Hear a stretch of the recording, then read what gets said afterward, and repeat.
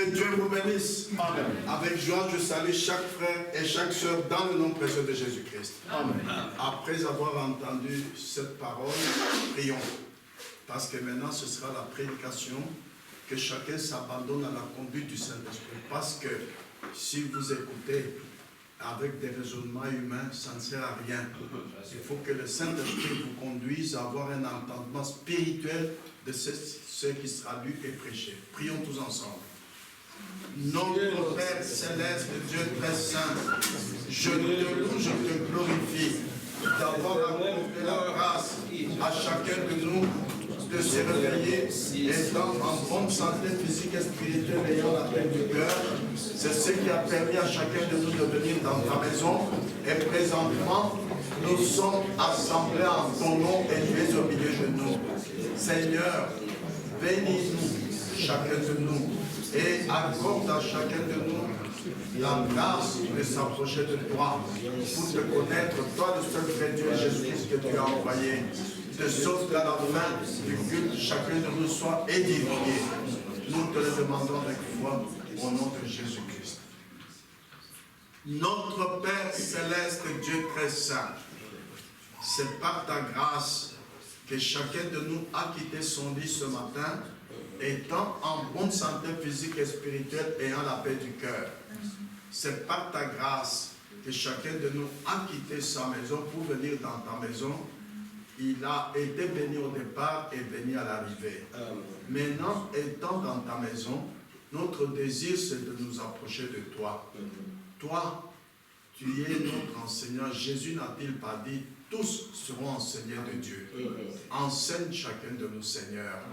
Touche le cœur de chacun de nous. Pardonne les iniquités et les péchés au nom de Jésus-Christ. De sorte qu'à la fin du culte, chacun de nous soit édifié. Guéris les malades qui sont parmi nous et ramène dans la bergerie la brebis égarée. Nous te le demandons avec foi, croyant que tu nous as exaucés et nous te remercions, car nous avons ainsi prié au nom de Jésus-Christ. Amen. Amen. Nous allons lire dans Jean 17, versets 17 à 24. Voilà l'écriture qui va nous conduire dans la prédication aujourd'hui. Jean chapitre 17, versets 17 à 24, je lis la parole de Dieu.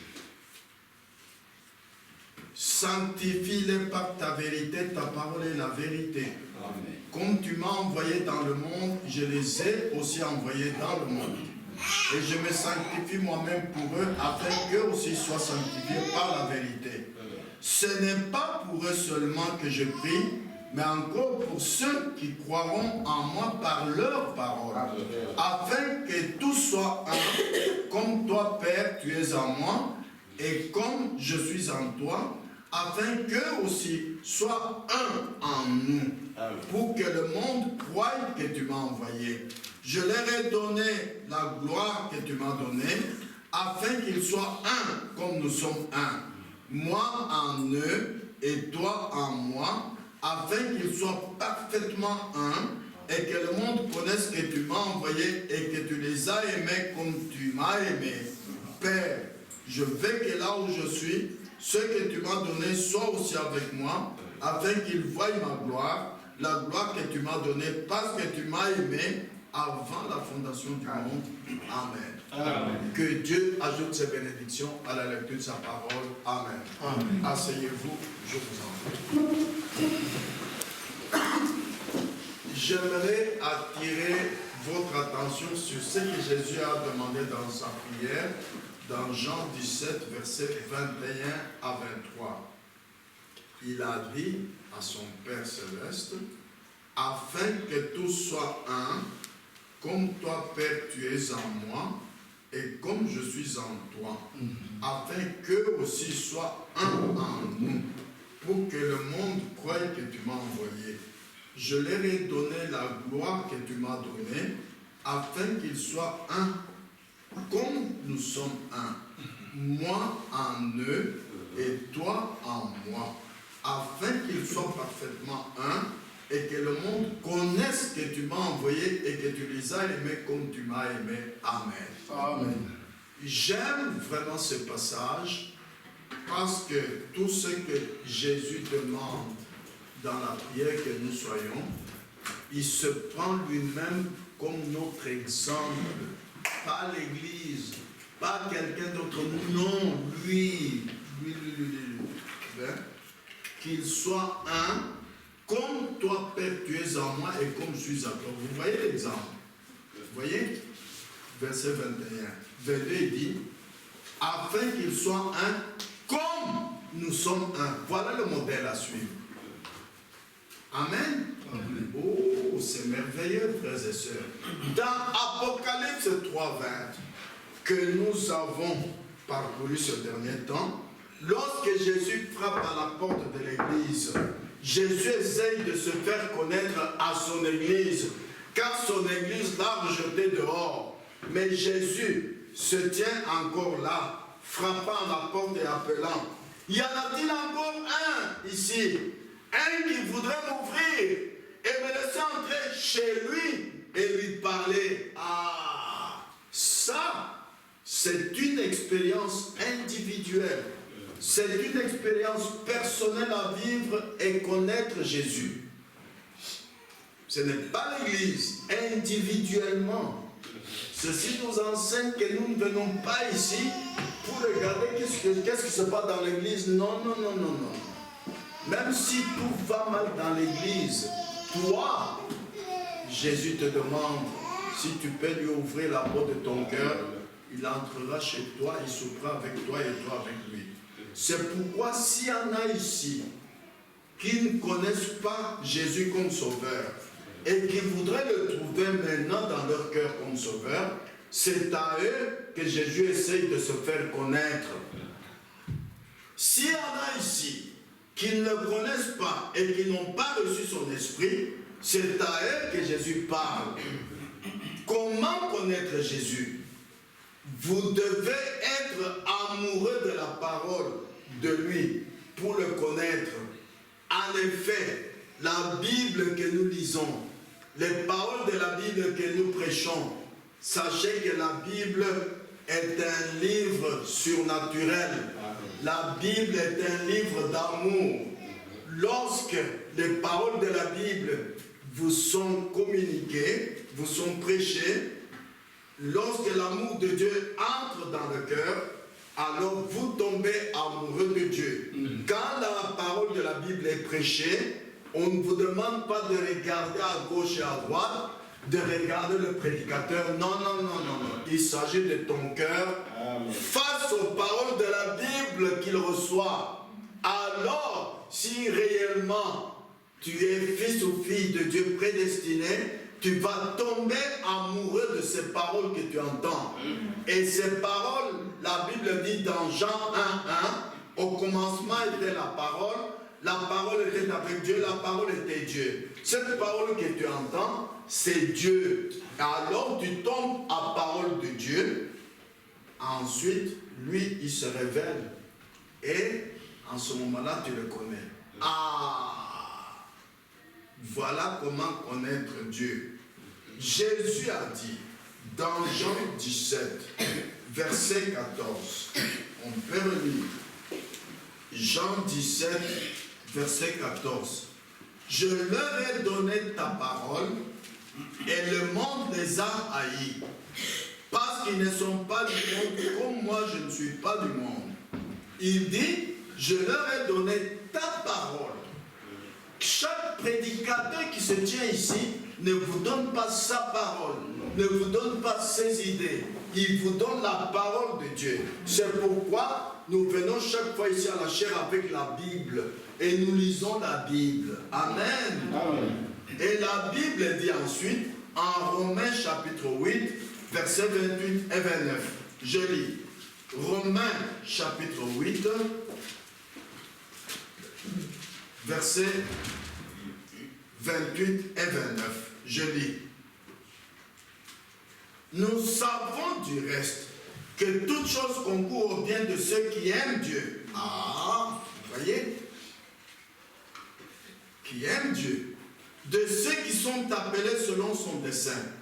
Car ceux qu'il a connus d'avance, il les a aussi prédestinés à être semblables à l'image de son Fils, afin que son Fils fût le premier-né entre plusieurs frères. Vous voyez, c'est pourquoi quand son Fils parle, il dit, en vous disant ce que vous devez faire, en regardant que ce soit fait comme lui. C'est parce que nous, ceux qui sont prêtés, c'est être semblables à l'image de Jésus-Christ. Dieu a prédestiné ses enfants à être semblables à l'image de son Fils Jésus-Christ. C'est pourquoi, frères et sœurs, un enfant de Dieu ne le devient pas. Non. Même s'il paraît être déchu en vivant les choses du monde, un enfant de Dieu est prédestiné jusqu'à ce que Dieu lui fera entendre sa parole où qu'il soit. Amen. Amen.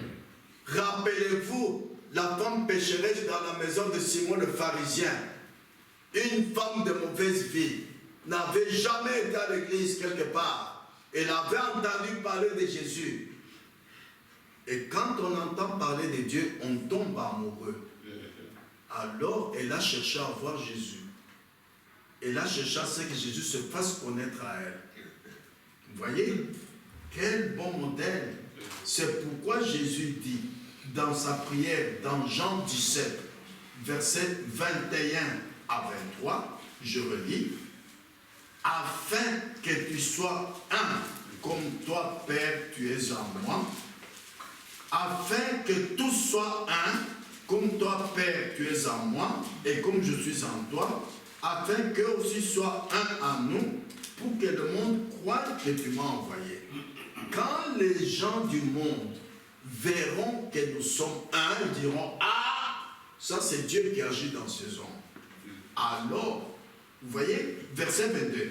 Je leur ai donné la gloire que tu m'as donnée, afin qu'ils soient un comme nous sommes un.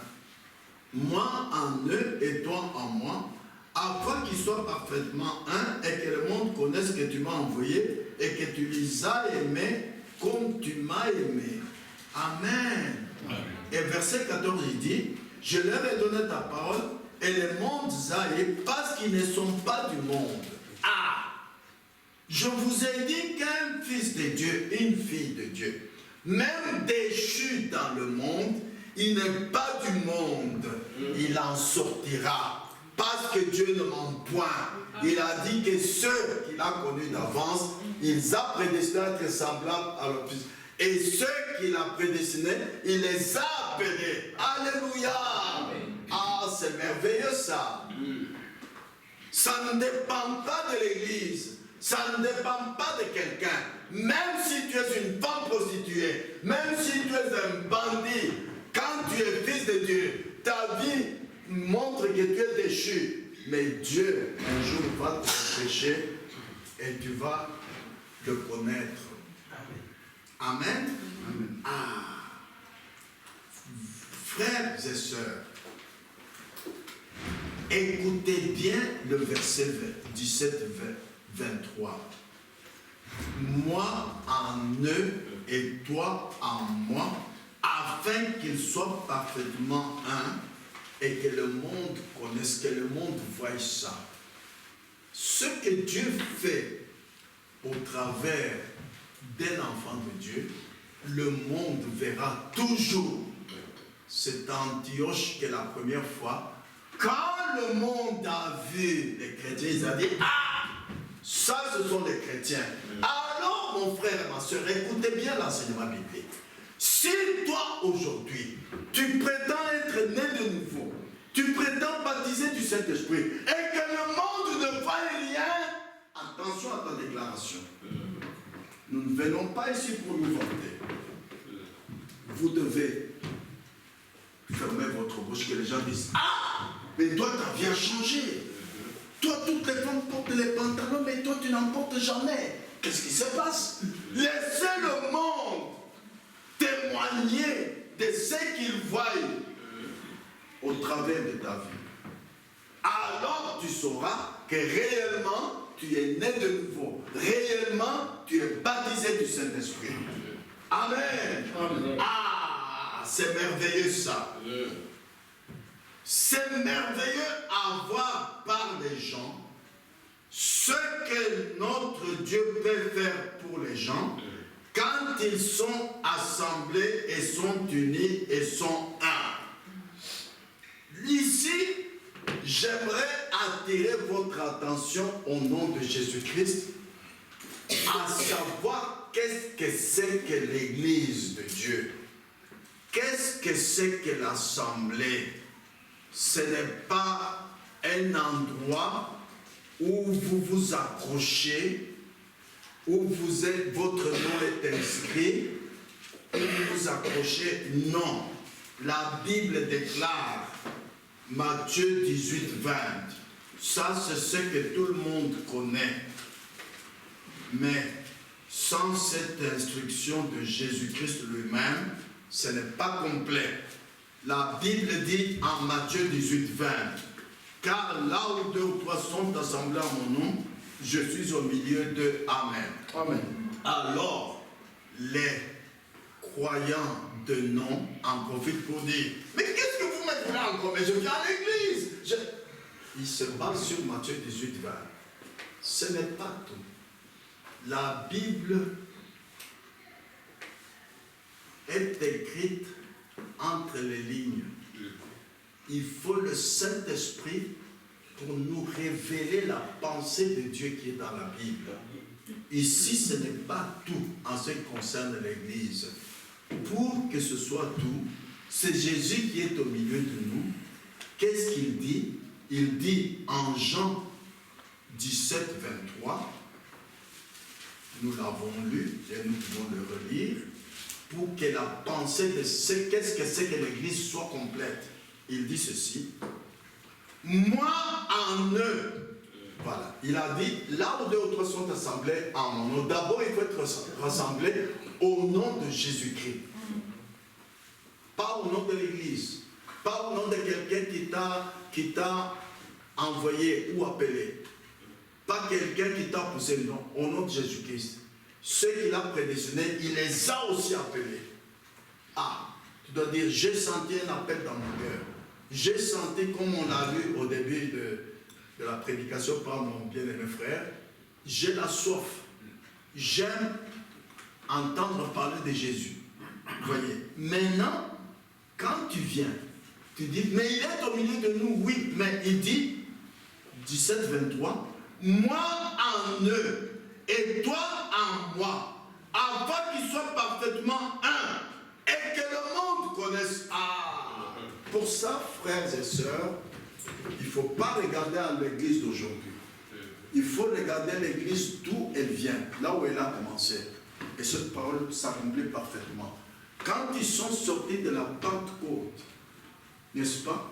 Tous étaient d'un commun accord. Ils persévéraient dans la prière.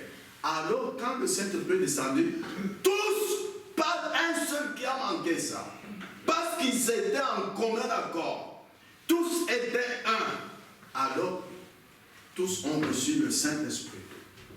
Et tous ont manifesté le Saint-Esprit agir au travers de leur vie. Tous, pas un seul qui manquait. Je vais vous le lire dans la Bible. Voilà là où l'église de la Odyssée est endormie. Voilà là où les gens sont aveugles. Voilà le mal là où les gens vantent leur église qui est endormie. On ne voit pas l'accomplissement de Matthieu 18, 20, plus Jean 17, 23. Ils se contentent de Matthieu 18, 20. Mais nous sommes réunis au nom de Jésus-Christ. On chante de Jésus-Christ. On parle de Jésus-Christ.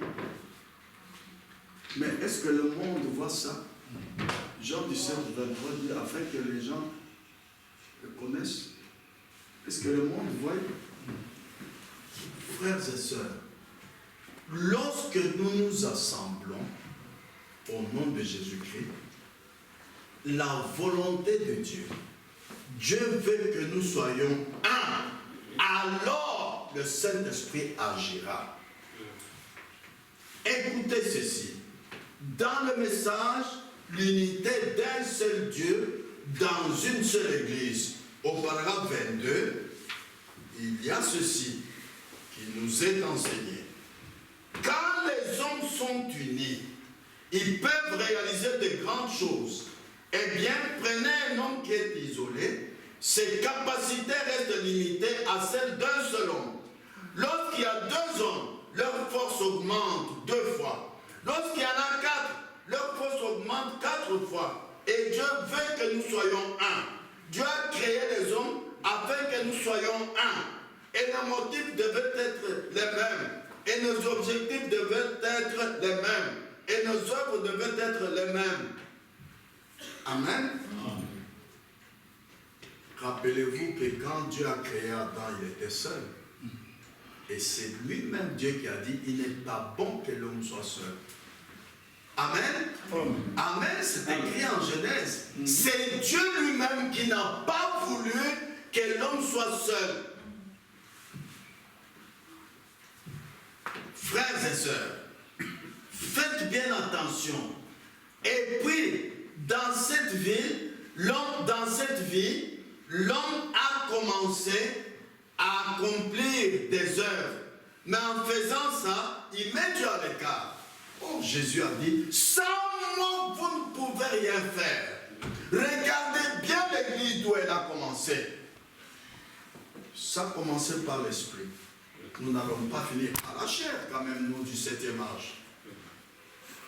Tout ce que l'église a fait en sortant de la Pentecôte, ce n'était pas eux, c'était Christ en eux.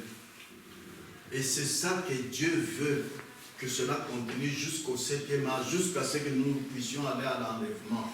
Vous voyez, l'homme met Dieu à l'écart. L'homme commence à avoir des motifs égoïstes. En faisant cela, il se met à penser à quelque chose pour lui-même. L'homme pense dans l'église qu'il est quelque chose. Et nous trouvons que peu de temps après, il a pollué la planète même sur laquelle Dieu l'a placé. Et c'est en quelle année que Frère Branham parle de ça? En 1958. Aujourd'hui, il y a le réchauffement climatique. Si lui, en tant que prophète, leur avait dit que vous polluez la nature, il n'allait pas accepter. Mais aujourd'hui, voilà. Il y a des réunions et des réunions. Parce qu'il y a le réchauffement climatique. C'est à cause de la pensée de l'homme où il pense faire quelque chose sur cette terre différemment de ce que Dieu a dit. Dans l'église, c'est la même chose. Ne faites jamais quelque chose de vous-même. Non. Ça n'a pas de valeur. Ça ne va pas réussir. C'est un échec. Il vous faut Christ. Amen. Amen. Écoutez la suite, frères et sœurs. Dieu l'a amené dans une telle condition que son créateur même regrette d'avoir créé l'homme. Et vous pouvez vous imaginer ce que Dieu a ressenti en voyant la créature même qu'il avait créée à son image, à laquelle il avait donné la domination. J'aime ça. Et je veux vous lire ce verset. Peut-être vous ne le saviez pas. Elle qu'il avait créée pour accomplir quelque chose pour lui, consacrait cependant toutes ses forces et son habileté aux réalisations, aux désirs égoïstes. Un véritable croyant n'est jamais égoïste. Il a besoin de Christ. Amen. Amen. Voici comment l'homme a été créé. Nous lisons dans la Bible 3 versets. Le premier, c'est Genèse chapitre 1, verset 27.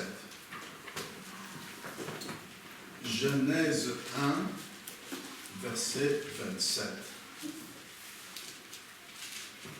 Dieu créa l'homme à son image, l'homme et la femme. Parce que Dieu ne voulait pas que l'homme soit seul. Mais aujourd'hui, quand nous venons à l'église, chacun veut être seul. Non, c'est contraire à la Bible. Et maintenant, écoutez, ça devient plus clair quand nous lisons Genèse 5, 1. Genèse 5, 1. Voici le livre de la postérité d'Adam. lorsque Dieu créa l'homme, il le fit à la ressemblance de Dieu. Oui, vous voyez en Jean 17, chaque fois que Jésus parle de nous, il a dit « comme moi, comme toi et moi ». L'homme a été créé pour être toujours à la ressemblance de Dieu. Mais écoutez maintenant plus fort, dans Psaume 8, versets 5 à 7, Psaume 8, versets 5 à 7, je lis, « Qu'est-ce que l'homme pour que tu te soutiennes de lui, et le Fils de l'homme pour que tu prennes garde à lui ?» Maintenant écoutez, tu l'as fait de peu inférieur à Dieu, de peu. Et tu l'as couronné de gloire et de magnificence. Écoutez verset 7. Tu lui as donné la domination sur les œuvres de tes mains. Tu as tout mis sous ses pieds. Ah! Il y a des années que moi j'ai ce verset dans mon cœur. Un jour j'étais allé dans un village il y a longtemps. Je suis allé en brousse, je me disais dans mon cœur, si je voyais même un serpent, moi je suis son dominateur, je n'aurais pas peur. Même si je voyais un lion, je n'aurais pas peur comme David. Parce que je sais que Dieu m'a créé pour dominer sur tout ce qu'il a créé. Voilà, si tu as véritablement foi en cette écriture, tu n'auras pas peur. Non, ni de l'eau. Même si tu es sur un bateau comme Titanic et il fait naufrage, tu n'auras pas peur. Tu vas dire que moi je vais dominer. Amen. Mais, pourquoi est-ce que le croyant n'a plus la domination sur ce que Dieu a créé? Pourquoi est-ce que vous ne vous posez pas cette question? Et pour que l'homme parvienne à accomplir cela, qu'il est créé à l'image de Dieu, il est de peu inférieur à Dieu, et que Dieu lui a donné la domination de tout. Pour que l'homme parvienne à accomplir cela, le but de Dieu est que nous soyons tous unis et que nous soyons un. Voici un exemple. Dans l'unité d'un seul Dieu, dans une seule église, au paragraphe 33. Prenez un bon mécanisme. Prenons d'abord un exemple des choses charnelles. Prenez un bon mécanisme comme celui de la montre. Si chaque pièce de ce mécanisme travaille en harmonie, la montre indiquera correctement l'heure. Mais dès que les pièces sont désarticulées, l'une dans ce sens et l'autre dans l'autre sens, la montre n'indiquera pas l'heure exacte ou bien elle va s'arrêter. Peu importe combien les rubis sont beaux, ils doivent tous être mis ensemble. C'est cela le but de Dieu, que nous soyons tous unis et que nous soyons un. Suivez doucement, frères et sœurs, par la grâce de Dieu, comme j'ai prié, à la fin, tout deviendra clair. Voici dans la Bible, ça c'est un exemple dans la vie charnelle, dans la vie naturelle. Maintenant, passons du côté spirituel. Voici dans la Bible ce qui est l'exemple à suivre dans la première église, d'où l'église est venue. Lisons Acte 1, 14. D'abord, Acte chapitre 1, verset 14. Et vous verrez où est-ce qu'ils vont aboutir. Tous d'un commun accord, persévéraient dans la prière, avec les femmes et Marie, mère de Jésus, et avec les frères de Jésus. Verset 15. En ce jour-là, Pierre se leva au milieu des frères, le nombre d'environ était 120. Prenons maintenant Acte 2, 1 à 4. Le jour de la Pentecôte, ils étaient tous ensemble dans le même lieu. Tout à coup, il vint du ciel un bruit comme celui d'un vent impétueux. Il remplit toute la maison où ils étaient assis. Des langues semblables à des langues de feu leur apparurent, séparées les unes des autres. et se posèrent sur chacun d'eux. Pas un seul qui a manqué ça. Et ils furent tous remplis du Saint-Esprit. Pas un seul qui a manqué d'être rempli du Saint-Esprit. Et ils se mirent à parler en d'autres langues, tous. Pas comme ils voulaient, pas parce qu'ils ont beaucoup prié ou ils ont jeûné, non. Selon que l'Esprit leur donnait de s'exprimer. Alléluia. Vous voyez comment ils ont commencé et vous voyez comment ils ont fini. Le Saint-Esprit agissant au travers de la vie de chacun. Chacun. Alléluia. Amen. Acte 2, 42, 44. Acte 2, 42 à 44. La Bible dit: ils persévéraient dans l'enseignement des apôtres, dans la communion fraternelle, dans la fraction du pain et dans les prières. La crainte s'emparait de chacun et il se faisait beaucoup de prodiges et de miracles par les apôtres. Ah, je m'arrête ici. Il se faisait quoi? Beaucoup de prodiges et de miracles. Pourquoi? Parce qu'ils étaient tous un. Amen. Et d'un commun accord. Verset 44.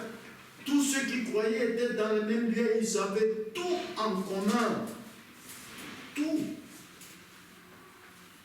Maintenant, acte 2, 46. Ils étaient chaque jour tous ensemble, assidus au temple. Ils rompaient le pain dans les maisons et prenaient leur nourriture avec joie et simplicité de cœur. Frères et sœurs, quand nous venons à l'église, c'est selon l'appel de Dieu. Nous n'avons pas fait des communiqués sur les réseaux sociaux. Est-ce que nous l'avons fait? Non. Nous n'avons pas envoyé des gens de maison en maison. Oh, venez à l'assemblée, je dis non. C'est chacun qui est venu individuellement. Amen. Alors sachez que quand vous venez dans l'église, il y a un seul Seigneur, une seule foi, un seul corps, le corps de Christ. Pas deux. Alors la Bible dit à propos du corps, 1 Corinthiens 12, versets 20 à 27. 1 Corinthiens 12, versets 20 à 27. Et là, vous comprendrez comment est-ce que les croyants du premier âge, les 120 personnes sorties de la chambre haute, ils étaient toujours ensemble au culte. Tous, pas un seul qui manquait, tous. Écoutez maintenant. Maintenant donc, j'ai dit à partir du verset 20 à 27, maintenant donc, il y a plusieurs membres et un seul corps. Mais écoutez comment l'apôtre Paul va terminer la pensée de Dieu ici. L'œil ne peut pas dire à la main, je n'ai pas besoin de toi. Ni la tête dire aux pieds, je n'ai pas besoin de vous. Mais bien plutôt les membres du corps qui paraissent être les plus faibles sont nécessaires. Ou alors le Saint-Esprit n'agira pas. Le corps doit être complet. Et ceux que nous estimons être les moins honorables du corps, nous les entourons d'un plus grand honneur. Ainsi, nos membres les moins honnêtes reçoivent le plus d'honneur. Tandis que ceux qui sont honnêtes n'en ont pas besoin. Dieu a disposé le corps de manière à donner plus d'honneur à ceux qui en manquaient. Maintenant, écoutez le verset 25 pour revenir à Jean 17, 23. Afin qu'il n'y ait pas de division dans le corps, pas dans l'église, dans le corps. Amen. Amen. Et avant de terminer, je vais attirer votre attention sur nos assemblées qui sont divisées, qui sont séparées. Ça, ce n'est pas un problème charnel. Dieu lui-même s'occupe que le corps ne soit pas divisé. Comme il l'a fait à la première église. Il n'y a personne qui allait de maison en maison chez les 120 personnes en disant écoutez, venez tous les jours au culte. Non, non, non, non. Chacun ayant réellement reçu le baptême du Saint-Esprit, le Saint-Esprit le conduisait à être toujours un dans le corps de Christ. Ce n'était pas une conduite charnelle. Non, non et non. Afin qu'il n'y ait pas de division dans le corps, mais que les membres aient également soin les uns des autres. Ah, si vous voyez qu'un membre devient faible ou qu'il vit mal la parole, mais priez pour lui. Rappelez-vous qu'Abraham, qui était sorti avec Lot, quand il a entendu que Lot est en prison, emprisonné par les rois, mais il a réuni un groupe de gens par amour, il est allé combattre pour Lot, jusqu'à ce que, par le combat mené par Abraham, Lot a été libéré. Si vous aimez réellement votre frère ou votre soeur, et que Christ est réellement en vous, vous allez même mettre votre vie en danger pour qu'il soit libéré. La Bible le dit en 1er Jean, chapitre 3. Regardez. 1er Jean, chapitre 3, verset 16.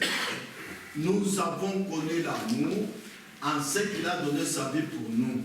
Nous aussi, nous devons donner notre vie pour les frères. Pourquoi? Pour que le corps de Christ ne soit pas divisé. Amen. Amen. Ah. Je continue à lire toujours ce qui s'est passé dans la première église sortie de la Pentecôte. Acte 4, 32, 33. Acte chapitre 4, versets 32 et 33. Mais nous, aujourd'hui, quand nous voyons un frère absent, 1-2 semaines, oh, mais il est rentré dans le monde, celui-là, oh, mais il ne vient plus, vous commencez à vous moquer de lui. C'est contraire à la volonté de Dieu. Non. Vous savez que le corps de Christ, regardez-moi une fois, c'est comme votre corps, n'est-ce pas? Quand le doigt a mal, tout le corps s'associe au mal du doigt.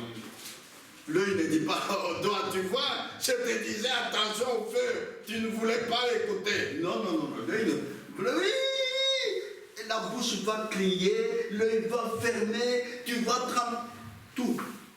Ça, c'est l'exemple pour le corps de Christ. Parce que Jésus a dit, soyez un. Alors, pour être un, celui qui est tombé dans le malheur ou dans la chute, ceux qui ne sont pas combattent pour lui, par amour. Amen. Ah, voilà ce à quoi l'Église ne regarde pas aujourd'hui. Continuons, acte 4, 32 et 33.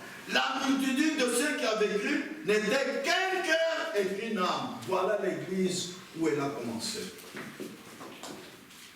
Nul ne disait que ses biens lui appartinssent en propre, mais tout était commun entre eux. Alors les apôtres rendaient avec beaucoup de force témoignage de la résurrection de Jésus, et une grande grâce reposait sur eux tous.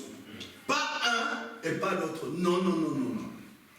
Et pour terminer, quand ils étaient tous un, écoutez ce qui s'était passé parmi les sœurs en Christ. Acte 9, 36 à 42. Acte chapitre 9, verset 36 à 42. Il y avait à Joppé, parmi les disciples, une femme nommée Tabitha, ce qui signifie Dorcas. Elle faisait beaucoup de bonnes œuvres et d'aumônes. Elle tomba malade en ce temps-là et mourut. Après l'avoir lavée, on la déposa dans une chambre haute. Comme Lydie est près de Joppé, les disciples ayant appris que Pierre s'y trouvait, envoyèrent 2 hommes vers lui pour le prier de venir chez eux sans tarder. Pierre se leva et partit avec ses hommes. Lorsqu'il fut arrivé, on le conduisit dans la chambre haute. Toutes les veuves l'entourèrent en pleurant et lui montrèrent les tuniques et les vêtements que faisait Dorcas pendant qu'elle était avec elle. Pierre fit sortir tout le monde, se mit à genoux et pria. Vous voyez comment on prie? Il s'était mis à genoux. Se mettre à genoux, c'est un signe qu'on s'humilie devant Dieu. Puis, se tournant vers le corps, Pierre dit, Tabitha, lève-toi. Elle ouvrit les yeux et ayant vu Pierre, elle s'assit. Il lui donna la main et la fit lever. Il appela ensuite les saints et les veuves et la leur présenta vivante.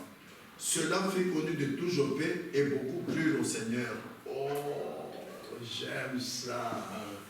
Parce que quand je vous ai lu dans Parle à cette montagne, paragraphe 5, que la grande chose que nous recherchons dans tout réveil, c'est 1. Amener les âmes perdues à Christ. Amener les âmes perdues à Christ, ce n'est pas le travail de l'Église. Ce n'est pas le travail d'un individu, d'un frère ou d'une sœur. C'est le travail de Dieu lui-même. Le Sauveur, c'est Jésus-Christ, ce n'est pas toi.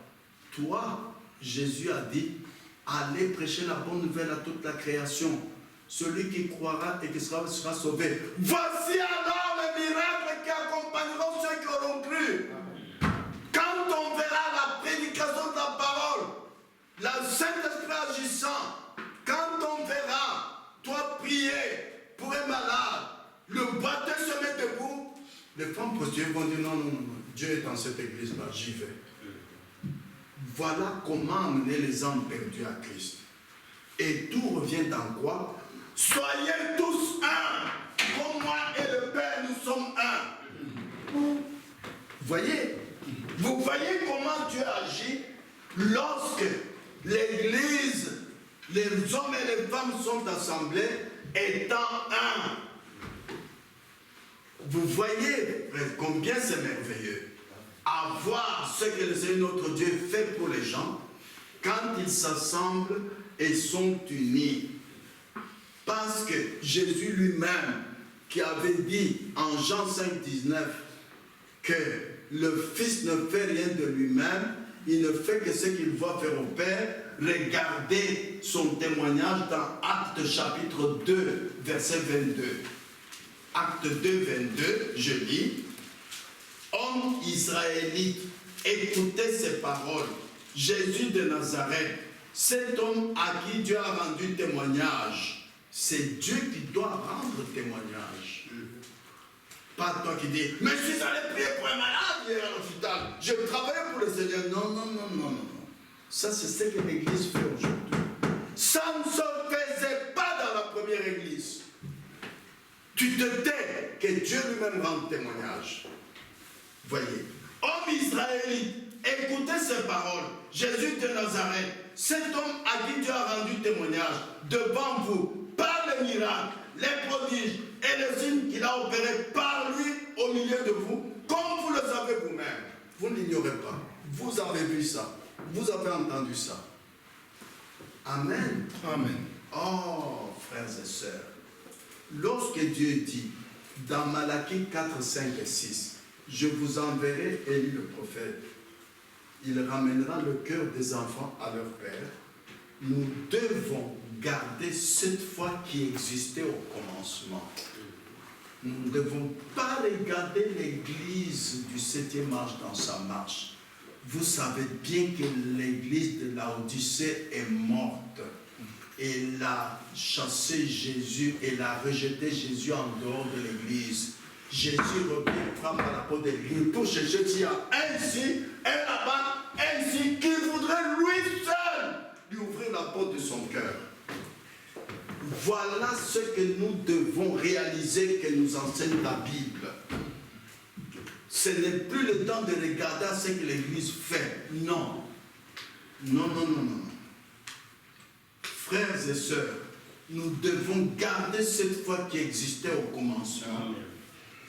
Et nous parlons de démolir les murs de séparation et que les gens se rassemblent d'un même cœur, qu'ils soient unis, qu'ils collaborent dans des grandes réunions pour la gloire de Dieu et qu'un réveil commence. Je ne sais pas pourquoi, depuis que cette année 2022 a commencé, ceux qui étaient là, ce n'est pas le lendemain de bonne année ou je crois, la première prédication, j'ai commencé à parler du réveil. Moi-même, je ne voyais pas où est-ce que ça allait nous conduire. Maintenant, chaque prédication que je vois, le Saint-Esprit ouvre mes yeux sur le réveil. Voilà ce à quoi l'Église ne fait pas attention aujourd'hui. Nous devons démolir les murs de séparation, qu'il n'y ait pas de division dans le corps. Je vous l'ai lu dans la Bible. Et que les gens se rassemblent d'un même cœur, qu'ils soient unis et qu'ils collaborent dans des grandes réunions pour la gloire de Dieu et qu'un réveil commence. Mais nous voyons comment le diable imite les choses. Écoutez dans le message, au paragraphe 37, regardez comment le diable imite les choses et les églises d'aujourd'hui suivent l'imitation du diable.